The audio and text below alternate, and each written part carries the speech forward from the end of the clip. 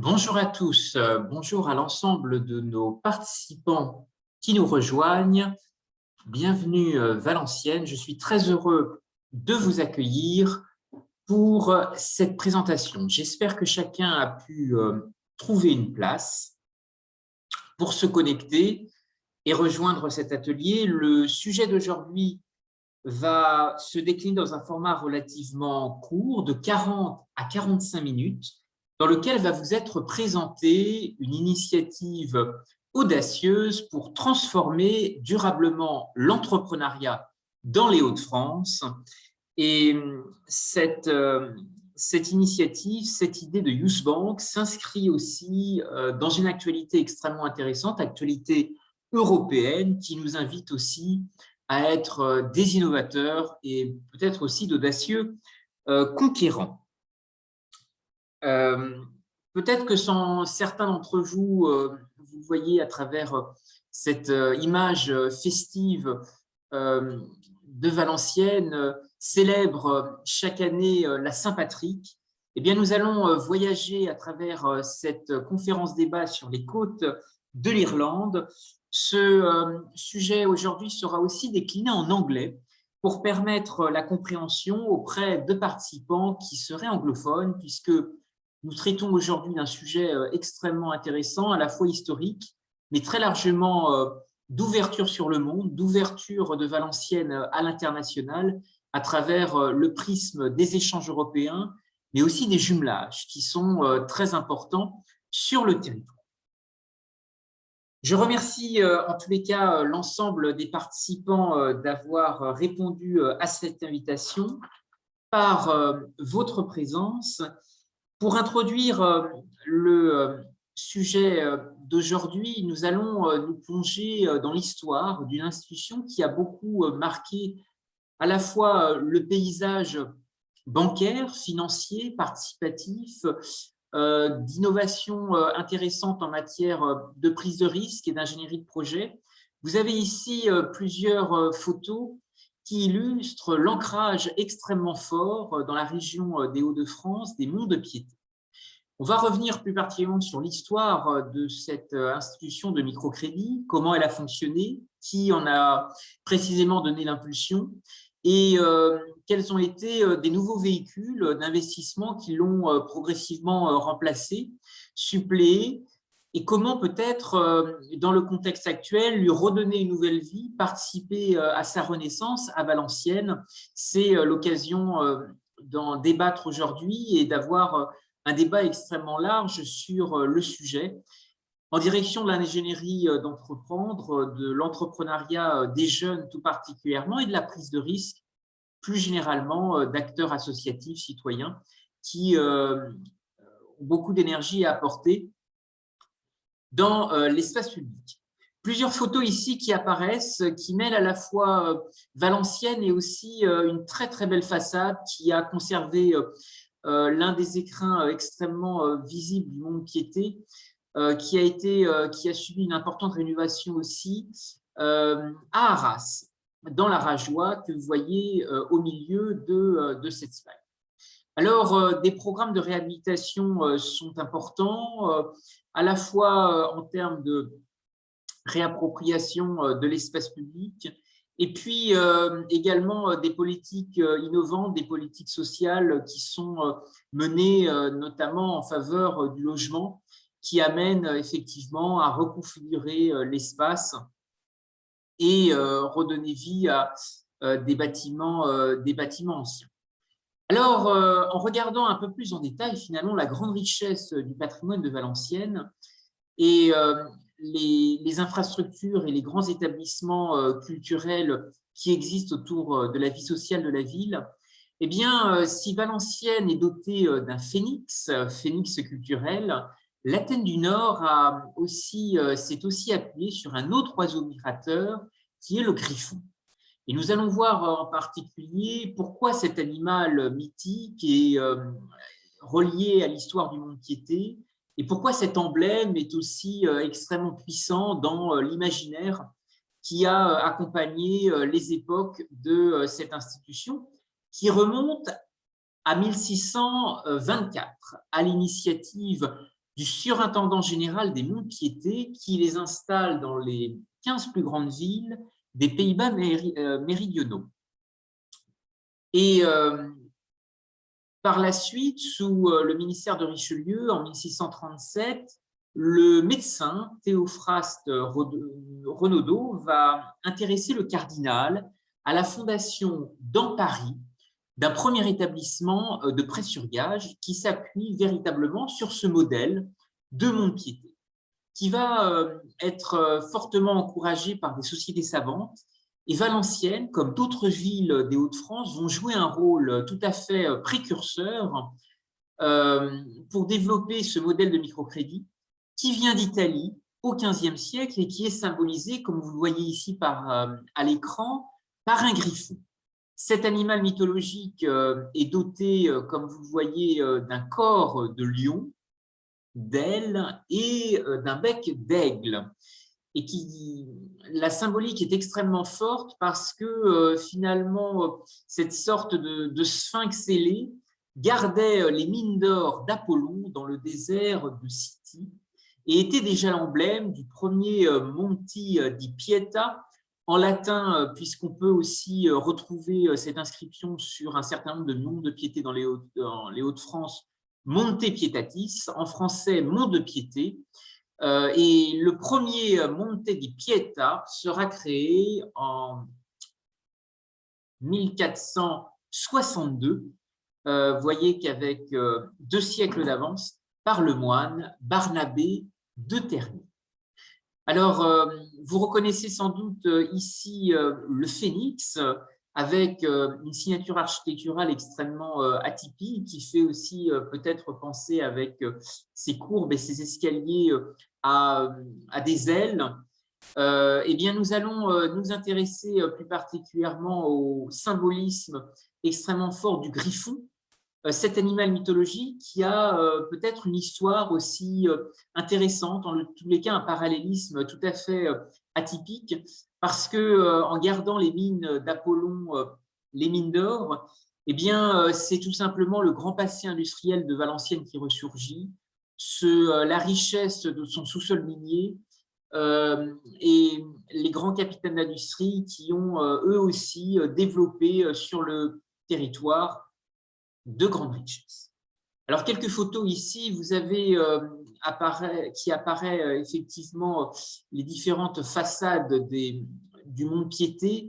Celle de droite est celle de la ville d'Arras, qui accueille aujourd'hui des logements et qui a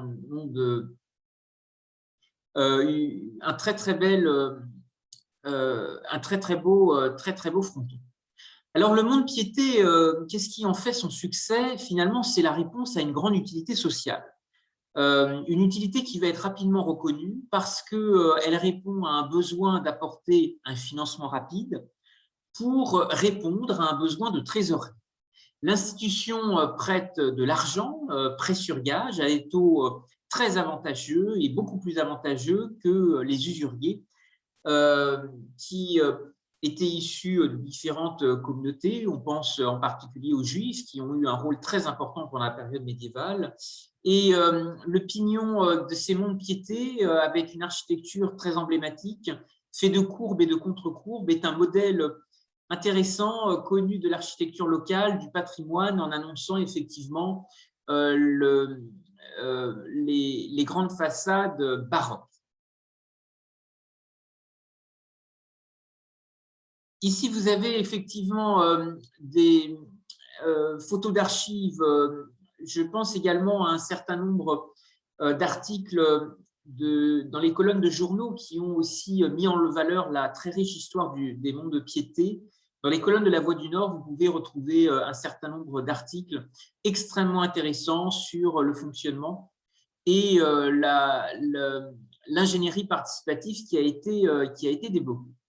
Alors, cette énergie autour du Mont-de-Piété est-elle peut-être l'expression aussi, et le débat que nous allons avoir aujourd'hui à travers le modèle irlandais des Youth Bank, est peut-être une opportunité pour relancer un élan de solidarité internationale qui a existé dans les Hauts-de-France parce que vous savez que le passage pendant la Grande Guerre de soldats néo-zélandais, australiens, de l'ensemble des nations anglophones du Commonwealth, a aussi créé de nombreux liens à travers le monde, des chemins de mémoire extrêmement importants. Et beaucoup d'Australiens et Néo-Zélandais qui sont venus combattre sur le front étaient aussi très largement issus de la diaspora irlandaise. D'où l'intérêt que nous avons ici d'échanger ensemble autour du modèle irlandais des Youth Bank et de débattre de son ouverture à Valenciennes à travers l'histoire et l'ancrage du monde de Piété. Ces chemins de mémoire, ils sont aussi intéressants peut-être pour nous aider à nous rapprocher de nos différences. Et les liens extrêmement étroits qui ont pu exister pendant la guerre sont peut-être aussi, sur le plan mémoriel, un élément extrêmement intéressant pour justement nous interroger demain à de nouvelles formes de solidarité, de nouveaux véhicules de prise de risque et de nouvelles dynamiques de projets. De projets parce que, effectivement, Valenciennes, de son grand phénix culturel, peut certainement raviver le griffon des innovations participatives et financières, de cette grande cité de l'esprit, de cette Athènes du Nord, de cette grande cité qui a été aussi au carrefour de nombreuses innovations à travers ses canaux, innovations fluviales, mais aussi innovation logistique à travers des axes de communication extrêmement performants, toujours reconnus aujourd'hui, notamment dans le ferroviaire. Donc nous allons ensemble peut-être enrichir ce débat autour de cette dynamique exceptionnelle de désenclavement que pourrait connaître le territoire. Vous savez que la diaspora celtique et irlandaise rayonne au-delà des mers et des océans. Valenciennes a accueilli de nombreux soldats qui venaient même du Pacifique Sud. Eh bien, jusqu'en Australie, il existe des descendants des familles avec des patronymes, des origines irlandaises. Et c'est cette dynamique interceltique qui est valorisée lors de grands festivals, de grandes propositions culturelles. Tout le monde a sans doute fêté une fois dans sa vie la Saint-Patrick. Eh bien, il existe aussi un grand festival interceltique qui est organisé en Bretagne par la ville de Lorient. Alors, Valenciennes est riche justement de ces relations internationales, de ces jumelages qui sont extrêmement intéressants, et c'est ce prisme des relations de jumelage qui pourrait certainement stimuler la réflexion autour du modèle irlandais des Youth Bank et de l'ouverture qui pourrait être faite justement sur les territoires en s'appuyant peut-être sur des échanges de jeunes, des relations aussi qui pourraient être encouragées par des établissements scolaires, des associations, des citoyens également engagés autour de cette ouverture européenne et cette ouverture sur le monde, cet esprit des sister cities qui peut nous aider demain à peut-être développer un esprit de smart city autour du partage d'expériences et de nouveaux véhicules qui permettent d'adapter un vivre ensemble qui évolue, et nous allons voir précisément quelle est la singularité du modèle des Youth Bank. Alors, les liens avec l'Irlande sont forts, sont actifs, et vous avez ici la carte des relations, notamment, qui existent sous forme de jumelage de partenariat depuis Dunkerque. Et effectivement, le Brexit modifie en profondeur le positionnement des Hauts-de-France, son ouverture avec nos voisins irlandais. Et nous allons voir comment finalement cette nouvelle dynamique peut certainement jouer un rôle non négligeable pour créer de nouveaux liens, de nouveaux débouchés et positionner Valenciennes comme ces villes partenaires au contact de nouveaux échanges. Vous savez que Dunkerque ouvre depuis le 1er avril 2021 une ligne avec l'Irlande qui permet de développer à la fois pour des entreprises logistiques, de transport, des chargeurs, un trajet direct et sans papier entre l'Irlande et les autres pays de l'Union européenne, avec des coûts réduits, moins de temps d'attente et la possibilité d'éviter des procédures douanières qui s'appliquent désormais pour le transport via le land bridge. Cette dynamique et cette ouverture irlandaise, il est intéressant aussi de voir comment une capitale comme Valenciennes peut jouer un rôle tout à fait stratégique dans ce domaine. à travers les forces et les synergies de son territoire. Ce qui est aussi intéressant, c'est que les relations sont historiquement fortes avec l'Irlande à travers des navigateurs, des marins, des corsaires. Ici, vous avez l'exemple d'un grand personnage de Dunkerque qui est Jean Bart, qui s'est beaucoup allié et qui a profité de l'exil de nombreux réfugiés jacobites irlandais qui sont venus apporter en Europe des connaissances dans matière de haute technologie navale, d'ingénierie pour la construction des bateaux, le développement d'arsenal. Et c'est ces diasporas celtiques qui ont joué un rôle extrêmement intéressant avec des transferts de connaissances et des transferts d'innovation qui pourraient certainement demain pousser Valenciennes à s'ouvrir davantage avec l'Irlande. L'esprit aussi, peut-être, si on regarde la relation irlandaise, c'est un écrivain qui l'a très très bien mis en valeur, c'est d'être en quelque sorte des travailleurs de la mer. Et c'est une expression de Victor Hugo qui, dans une œuvre, imagine la figure d'un roi au crinier de l'océan qui aurait trouvé le bonheur dans ses États à travers une constitution dont il est l'auteur, qui refuse le droit d'entrer à l'or et à l'argent sans son autorisation. Et la seule monnaie ayant cours est le coquillage, dont la mer est l'inépuisable coffre-fort. C'est peut-être quelque chose qui peut être extrêmement intéressant à développer autour des innovations fluvio-maritimes que Valenciennes connaît bien à travers la puissance de ses canaux, à travers les interactions que le territoire a su toujours développer dans le cadre de luttes d'influence, et d'un contexte aussi historique et géopolitique très important autour des frontières. D'autant qu'il y a autour de cette vision qu'avait Victor Hugo autour du coquillage, des travailleurs de la mer, des initiatives assez intéressantes qui ont été développées et qui ont finalement, dans le sillage, l'esprit bâtisseur de cette œuvre hugolienne, ont poussé des jeunes entrepreneurs à s'associer, des jeunes agriculteurs, des jeunes passionnés par l'économie bleue, l'économie circulaire, à s'associer avec des courtiers en coquillage. Et ce sont des ostréiculteurs qui ont racheté des petites exploitations et fondé Sophie Selfish, la société franco-irlandaise. C'est quelque chose qui est intéressant parce que ça montre aussi la grande capacité d'inventivité que Valenciennes connaît bien autour de la dentelle, du textile, des industries créatives et culturelles, qui montre aussi que finalement, à travers l'agroalimentaire, à travers les canaux, à travers les produits de bouche, les produits de la mer, il est possible de transporter, y compris des coquillages, de la conchiculture, avec l'exemple de l'huître, ce coquillage convoité en Irlande comme en France, puisque 86% des huîtres irlandaises exportées partent vers la France. C'est un chiffre qui est extrêmement important et qui vous montre à quel point ce processus est lourd. Alors, il faut compter à peu près 3 à 4 années d'élevage pour obtenir une huître commercialisable, ce qui montre bien que c'est un processus extrêmement long, qui est aussi encouragé très largement par les institutions européennes, mais l'ostréiculture ne s'invente pas et donc il y a tout un processus d'incubation nécessaire pour les naissins. Et des financements européens sont importants dans ce domaine pour notamment soutenir les politiques de pêche. Alors, ouverture aussi très importante dans les échanges industriels, manufacturiers. Le grand passé minier de Valenciennes a été aussi le terreau d'une ouverture extrêmement intéressante, d'une alchimie étonnante, charbon, acier nordiste, charbon irlandais et gallois.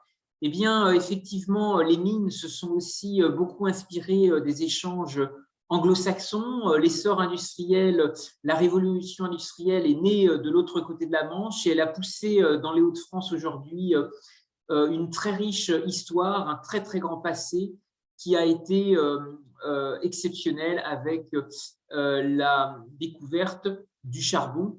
Charbon qui va aussi rythmer un cabotage extrêmement important dans les canaux des Hauts-de-France et puis plus largement à l'échelle de l'arc atlantique, puisque vous voyez ici des photos historiques avec le port de Saint-Nazaire. On pourrait citer aussi le port de Nantes, de La Rochelle, un axe transmanche et un axe atlantique qui a été extrêmement actif autour du charbon. Les innovations fluvio-maritimes ont été effectivement un catalyseur très fort pour Valenciennes et une opportunité pour le monde maritime transmanche parce que ça a été finalement quelque chose qui a permis de déplacer et de faciliter de grands échanges manufacturiers, d'accompagner finalement la révolution industrielle et de développer de nouvelles routes et de nouvelles opportunités d'échange autour du commerce, mais aussi de l'industrie. Un autre élément qui est intéressant et là qui correspond vraiment à la résilience si forte dans des périodes de crise et dans des périodes liées à la mémoire des conflits, c'est précisément dans l'ombre de Jean Monnet, une Free French Banking, une banque de la France libre qui s'est constituée autour du général de Gaulle, qui était conscient, loin de Vichy, de la nécessité de développer de nouveaux véhicules de financement pour à la fois permettre de compenser les avances de guerre reçues de la Grande-Bretagne. Et le général de Gaulle, comme vous voyez ici, sera à l'initiative de cette Free French Banking, grand personnage qui,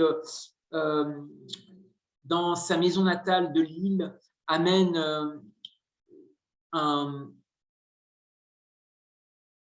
espace exceptionnel de recueillement autour de la bravoure, l'abnégation, l'esprit de résistance exceptionnel qu'il a su insuffler outre-Manche. Et cette expérience de la Free French Banking est assez exceptionnelle.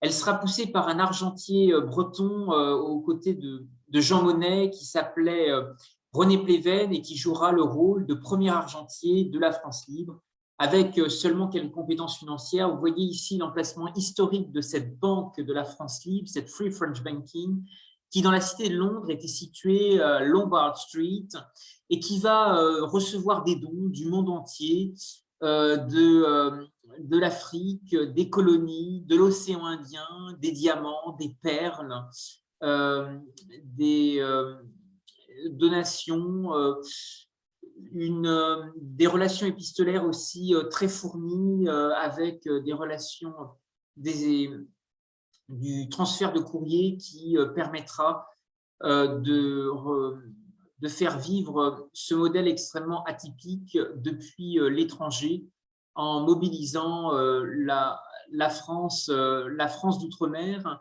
et la France de l'ensemble des trois océans.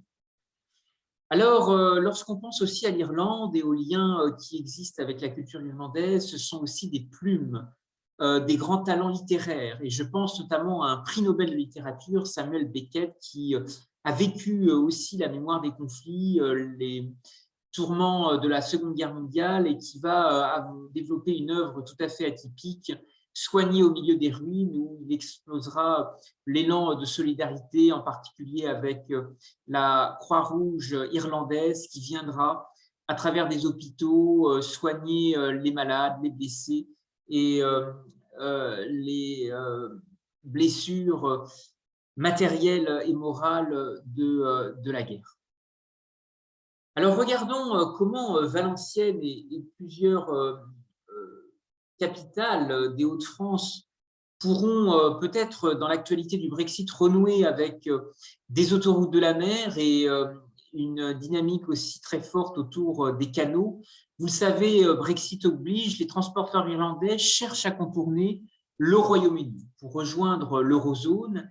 Et c'est un changement qui pourrait totalement relancer les échanges humains avec le pays du trèfle. Et peut-être réactualiser aussi, c'était une discussion qui a fortement animé le débat lors des dernières élections régionales.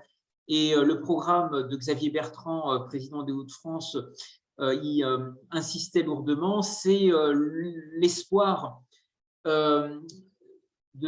concrétiser ce fameux canal Seine-Europe que vous voyez ici sur la carte et qui positionnerait Valenciennes dans un espace transfrontalier extrêmement intéressant pour les échanges et pour la mondialisation et la construction européenne de demain. Cette carte est assez explicite, elle montre à quel point, en reliant effectivement Paris et les Hauts-de-France, eh bien, c'est tout un corridor logistique, de transport, de marchandises avec le Benelux, avec la Belgique, avec les Pays-Bas, avec toute la mer du Nord qui ouvrirait des opportunités extrêmement intéressantes et relierait Valenciennes à ces grands axes. Vous voyez ici la cartographie de ce projet. Des investissements ont déjà été réalisés, mais il manque peut-être une volonté politique pour aller vraiment jusqu'au bout de cette démarche. Alors, lorsqu'on parle effectivement du grand commerce, de l'ouverture à travers les canaux, il y a une ville qui, sans doute, fait éruption à l'esprit dans les cartes du monde, c'est Venise. Venise qui a inventé en quelque sorte le grand commerce mondial, en tous les cas une forme de capitalisme assez intéressante en proposant à des armateurs d'échanger des participations dans des galères qui étaient ensuite divisées en carats et mises aux enchères.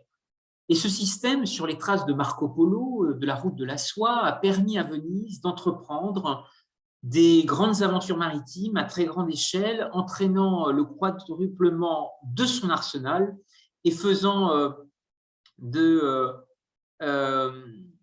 ce territoire véritablement un laboratoire des échanges et de la mondialisation à travers les canaux, les portes aussi de l'Adriatique et bien entendu les échanges avec le Levant, la route des épices, route de la soie qui fait aussi penser aux innovations autour du textile, sans doute un clin d'œil aussi avec Valenciennes et son grand savoir-faire autour de la dentelle. Alors, originalité, et Venise a fait ce lien aussi entre Orient et Occident, nourrir de la confiance partagée, eh bien Venise va très vite s'ouvrir au commerce avec des empires. Empire ottoman, empire perse, des relations qui vont se développer au-delà des mers et au-delà des océans, et permettre aussi des courants d'échange totalement méconnus, de solidarité. Et ça sera particulièrement un élément déterminant en matière de prise de risque et d'inclusion financière face à un événement extrêmement atypique qui est la grande famine irlandaise, où de l'aide viendra justement de comptoirs commerçants où des représentants de la diaspora irlandaise enverront des marchandises, des cargaisons humanitaires. Et c'est depuis l'Empire ottoman, depuis les comptoirs de la Sublime Porte, que viendront aussi des bateaux transportés jusqu'au port de Drogheda, au nord de Dublin, des cargaisons humanitaires et qui exprimeront aussi un élan de solidarité pour venir en vain à la famine. Pour partager la prise de risque et l'inclusion financière, de grandes conférences internationales relancent en permanence des nouvelles dynamiques d'échange. Et je voudrais vous rappeler, lors du Forum économique de Davos en 2016, que Christine Lagarde avait présenté une étude du FMI relative à l'impact profond des technologies blockchain sur l'économie mondiale, indiquant que ces technologies ont la possibilité d'approfondir l'inclusion financière.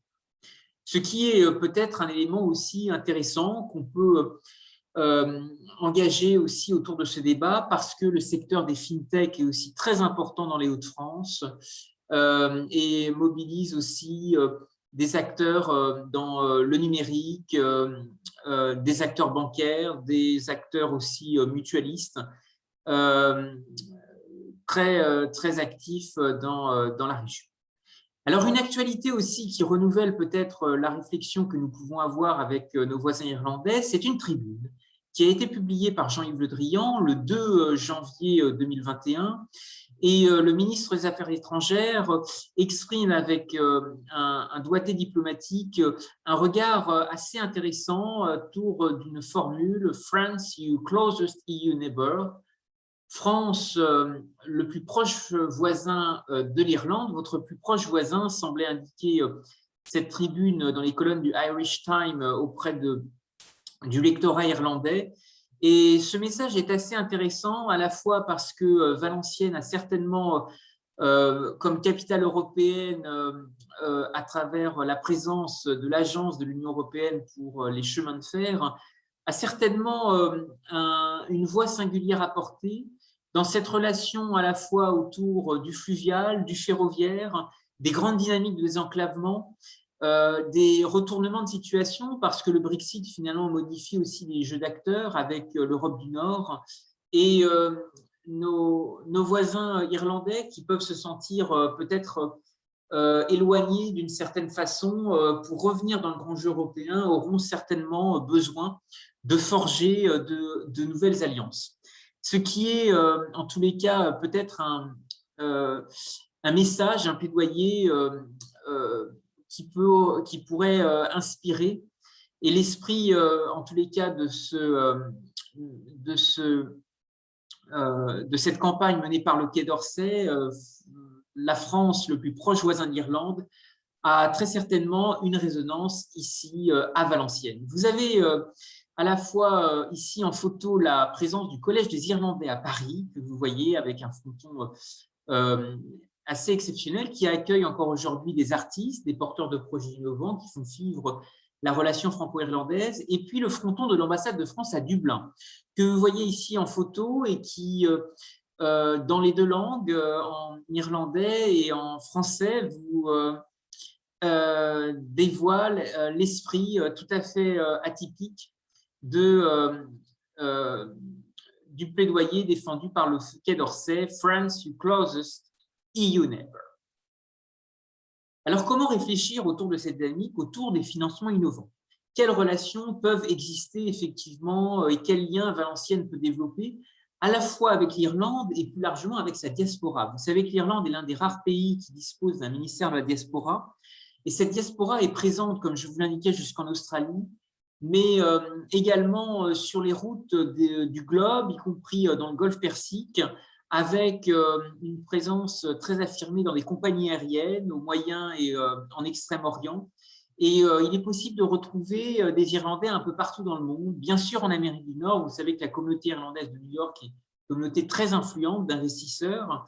Et il y a aussi à Doha, à Bahreïn, à Dubaï, à Abu Dhabi, de nombreux représentants irlandais, sans oublier les liens qui aussi sont extrêmement forts en Extrême-Orient, dans de grandes villes comme Hong Kong et Singapour.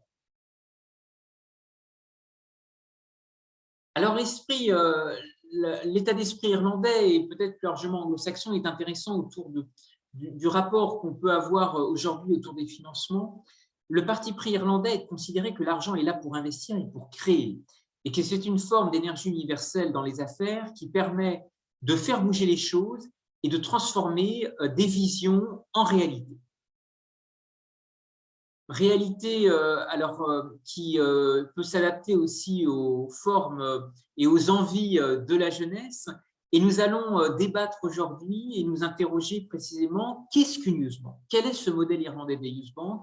Et comment pourrait-il renouer avec l'histoire du mont-de-piété de Valenciennes?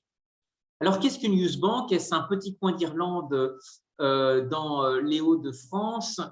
Je mettrai à disposition à l'ensemble des participants le conducteur cette présentation, et je vous transmettrai également les liens, notamment cette petite vidéo que vous pouvez retrouver ici sur YouTube et qui est accessible depuis le lien que vous voyez, et qui permet effectivement de situer à la fois la manière dont des acteurs jeunesse irlandais se sont mobilisés pour faire vivre des Youth Bank, pour développer aussi de nouveaux liens. Et c'est quelque chose qui peut effectivement avoir un intérêt aujourd'hui. Alors, qu'est-ce qu'une Youth Bank? L'idée est née dans l'île d'Émeraude, en Irlande, dans les années 90. 5 organisations en charge de l'expression citoyenne des jeunes s'unissent et collectent des fonds à hauteur d'1 million de livres pour financer les projets portés par les jeunes avec une vocation citoyenne. Les aides qu'elles peuvent apporter à l'époque vont de 250 à 25 000 livres selon l'ampleur et l'intérêt des projets. Les Youth Banks sont gérés essentiellement par des jeunes âgés de 20 à 25 ans, mais des référents plus âgés peuvent venir en appui.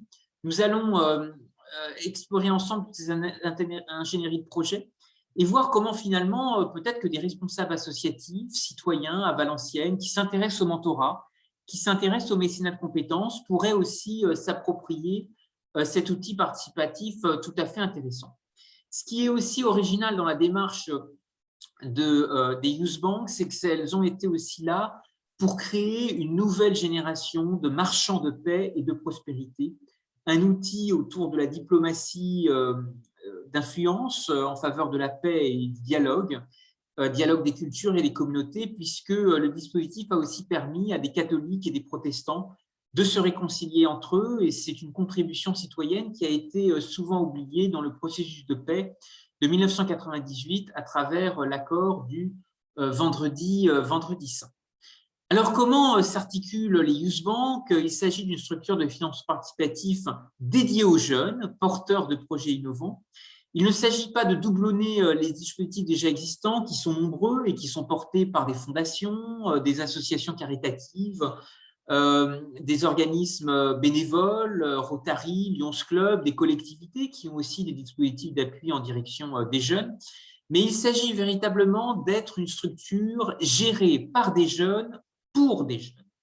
Et ce qui est intéressant, c'est d'offrir finalement une expérience autour du désir d'entreprendre, de l'ingénierie de projet, de la prise de risque et d'être une porte ouverte à de nouvelles routes de création de valeur pour les jeunes générations. Ce qui est aussi intéressant, et c'est la manière dont finalement ce dispositif a été imaginé en complément de l'action conduite par des acteurs territoriaux et européens. Il faut retenir 5 missions principales dans lesquelles s'articulent les Youth Banks. Elles ont d'abord un premier volet qui vise à mettre en relation des jeunes talents porteurs de projets innovants et des investisseurs locaux. Pour les créateurs et innovateurs qui ont des idées, des projets, cette possibilité de rentrer en contact avec des investisseurs ou d'autres jeunes engagés dans la même démarche est résolument un atout. Il y a une autre dimension qui est de proposer une participation financière, qui là peut aller effectivement assez loin jusqu'à des prêts à taux très réduits ou à taux zéro pour développer un projet entrepreneurial ou collectif. Cette décision d'allouer des fonds et les modalités d'attribution sont véritablement définies et constituées par une commission collégiale, constituée des membres de la Youth Bank au vu de l'intérêt citoyen, de l'originalité et de la viabilité des projets qui sont présentés. Un autre élément, et qui peut peut-être assimiler les Youth Banks à un véritable incubateur de l'engagement, c'est d'offrir des conseils personnalisés et notamment d'être un lieu d'orientation vers l'ensemble des aides qui peuvent aider des jeunes à la création d'entreprises dans les procédures administratives, en termes de formation, en termes de partage d'expérience. Sur ce plan, la Youth Bank se veut davantage un lieu de ressources qu'un fournisseur de ces différents conseils, dans la mesure où les différents dispositifs d'appui sont déjà foisonnants. France Initiative, de nombreux acteurs aussi qui existent dans ce domaine. Enfin, un dernier volet, un dernier pilier, c'est d'engager des actions de sensibilisation auprès de lycées professionnels, d'instituts de formation, d'écoles, et de toucher une ouverture qui ne s'est pas forcément faite dans le modèle irlandais, mais qui peut avoir une place intéressante à Valenciennes, c'est l'ouverture vers l'enseignement supérieur et travailler effectivement autour de liens avec l'université, avec le monde étudiant. Alors, là où l'originalité des Youth Banks répond peut-être à quelque chose d'assez fort à Valenciennes, c'est les besoins identifiés autour de l'entrepreneuriat des jeunes et les besoins qui sont attachés. Une étude a été réalisée notamment autour de la dynamique du financement participatif, du crowdfunding, indiquant que finalement les personnes et les différentes communautés, les publics qui y participent, sont extrêmement diversifiés et que la plupart, 40% des participants au financement participatif se disent intéressés pour aller beaucoup plus loin. Beaucoup plus loin pour ainsi apporter peut-être une aide en matière de conseil.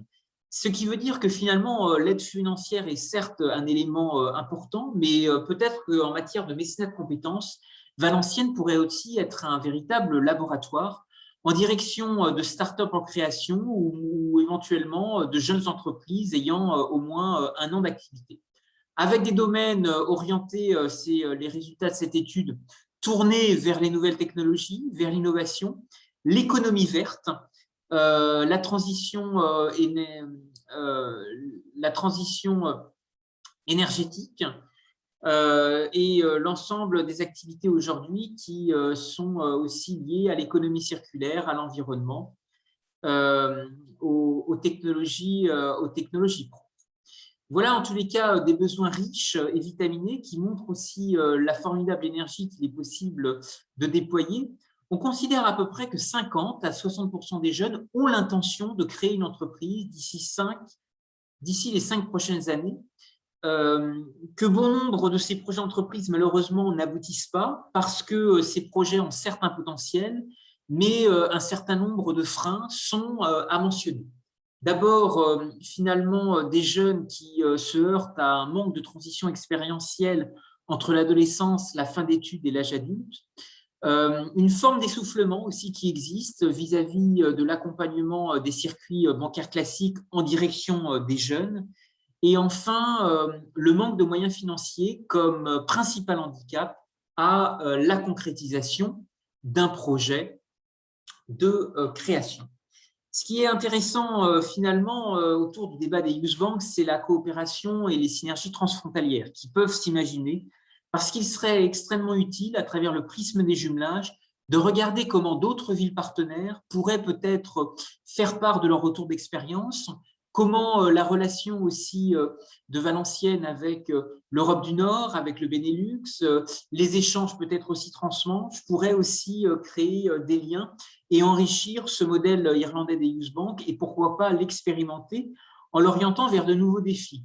On l'a vu, ce qui modifie considérablement notre rapport aujourd'hui, c'est d'abord la révolution numérique avec de nouveaux usages et puis beaucoup plus de professions indépendantes, de start-up, de jeunes entrepreneurs qui souhaitent développer leur activité de manière autonome et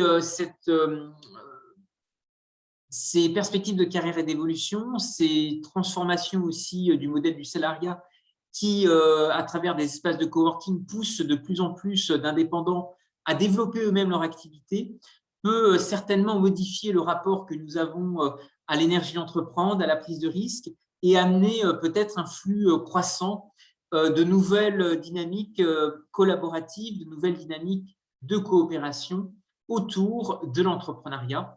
Ce sont ces nouveaux challenges qui méritent effectivement d'être débattus avec la grande richesse de Valenciennes, son capital humain et en particulier pour que ce modèle des Youth Banks réussisse, il a besoin de vivre et d'être animé par des règles d'or qu'on appelle en anglais les Golden Rules et qui ont été véritablement des piliers très structurants pour l'ensemble des Youth Banks associés au modèle irlandais. L'idée de ces Golden Rules prendrait peut-être un peu trop de temps à être explicitée. Ce qui est les règles d'or les plus fondamentales à véritablement retenir, c'est cette gouvernance participative. C'est que les jeunes soient véritablement au cœur du processus de gouvernance, du processus de décision. Et que les Youth Banks doivent être véritablement créés et gérés par des jeunes au sein d'une même école, d'un même quartier, éventuellement d'une même ville, et vont partager ensemble un même objectif. Des coachs, des tuteurs, des entrepreneurs, des mentors pourront les aider, leur venir en appui, sans toutefois les influencer. Ce qui est quelque chose d'extrêmement intéressant et qui montre aussi l'importance peut-être de missions peut-être support, mission support pour réfléchir et réussir l'architecture des Youth Banks. puisque finalement, pour originer des projets portés par des jeunes, il y a besoin de capacité d'analyse, analyser les projets, sélectionner ceux que les youth banks peuvent soutenir, rechercher peut-être des investissements complémentaires aux cofinanceurs partenaires de la youth bank, qui peuvent être des sponsors, des entreprises privées du territoire, éventuellement des dispositifs publics, des financements développés par la ville, département, région, éventuellement des financements européens. Et puis, ce sont des temps forts de formation, des événements thématiques qui regroupent porteurs de projets, investisseurs, personnalités qualifiées pour véritablement conseiller les porteurs de projets et organiser la mise en place de réseaux pour faciliter par la suite leur activité. Toutes ces missions s'articulent grâce à des confédérations qui existent sur le sol irlandais, écossais, gallois, aussi en Angleterre. Il y a des confédérations irlandaises, des youth banks en Irlande, au Royaume-Uni, et qui ont été aussi développées en Eurasie, en Turquie, en Azerbaïdjan, en Palestine, dans d'autres pays qui ont voulu aussi se former autour de ces nouvelles dynamiques de coopération. Ce qui illustre bien l'importance de ces structures de support qui sont aussi extrêmement utiles pour l'ensemble du réseau des youth banks, qui peuvent se décliner dans une micro-échelle au niveau d'un quartier, au niveau d'une école, et peut-être une confédération des youth banks dans les Hauts-de-France pourrait justement épauler l'ensemble des collectivités qui veulent encourager ce dispositif, les associations qui ont envie de se mobiliser, et peut-être l'enseignement supérieur, le monde étudiant qui aurait envie peut-être de créer des liens, tout comme des lycéens, des centres d'apprentis, qui voudraient aussi promouvoir ce concept et en organiser une communication efficace auprès des acteurs et des réseaux jeunesse intéressés.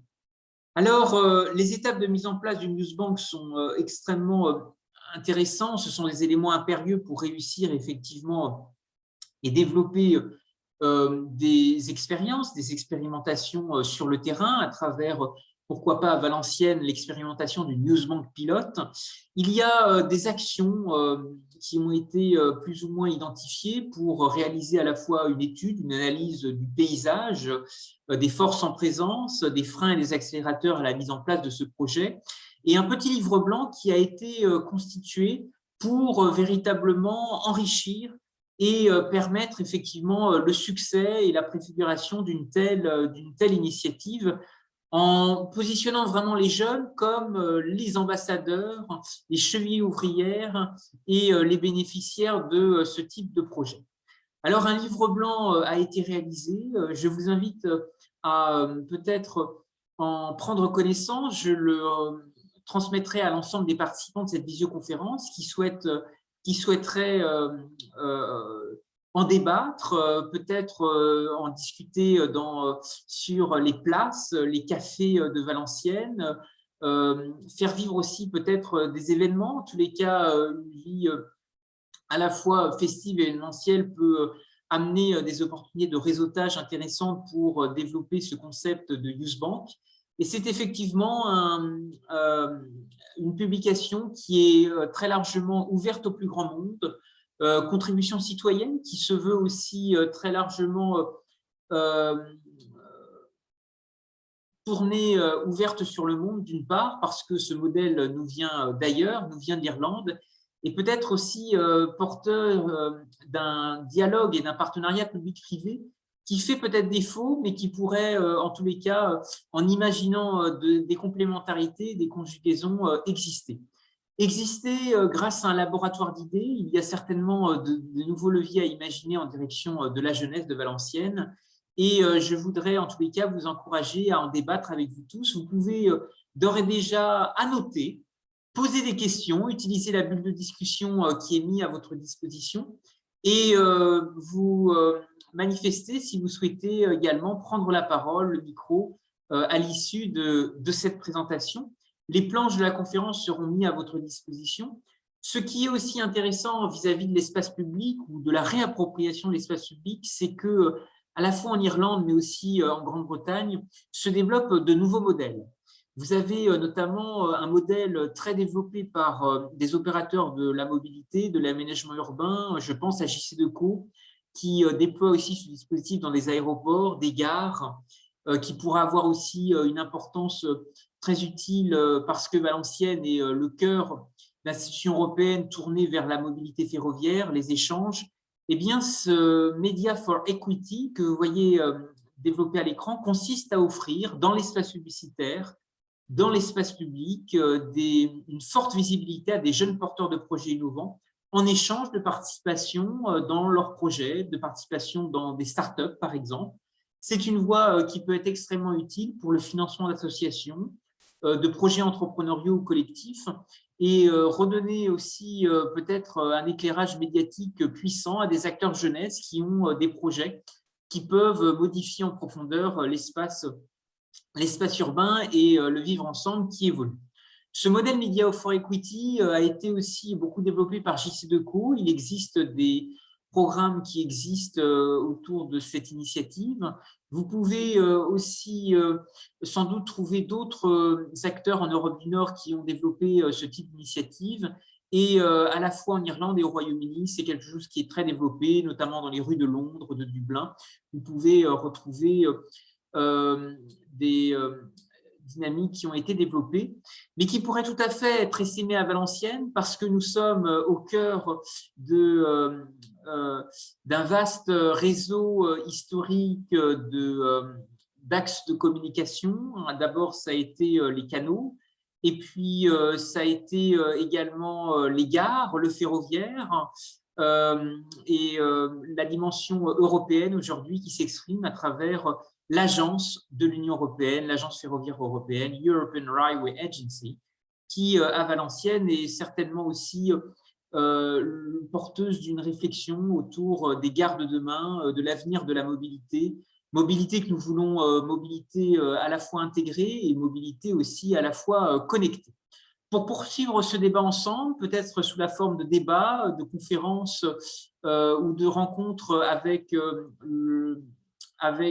des acteurs intéressés, des outils numériques qui sont mis à votre disposition pour poursuivre le débat, une page Instagram, un compte Twitter, mais aussi une page Facebook, Youth Bank France, qui vous permet de suivre également les autres initiatives et rencontres, forums et débats publics qui sont organisés. C'est la deuxième initiative dans les Hauts-de-France. Il y a eu aussi une présentation qui a été faite à Arras.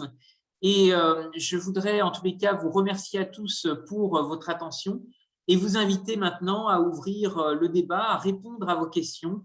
Place aux échanges. Merci pour votre attention et je voudrais reprendre les questions qui apparaissent dans la bulle de discussion qui ont été formalisées par écrit, mais bien entendu, en vous manifestant, vous pouvez aussi utiliser le micro et réagir.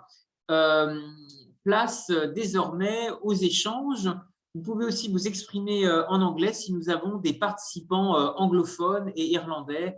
You are most welcome to join the discussion. Merci à tous pour votre attention. Cette conférence est aussi enregistrée. Elle sera restituée en ligne si des personnes souhaitent se replonger dans le débat. Et je rappelle que le livre blanc vers l'expérimentation du Youth Bank est aussi accessible au plus grand nombre.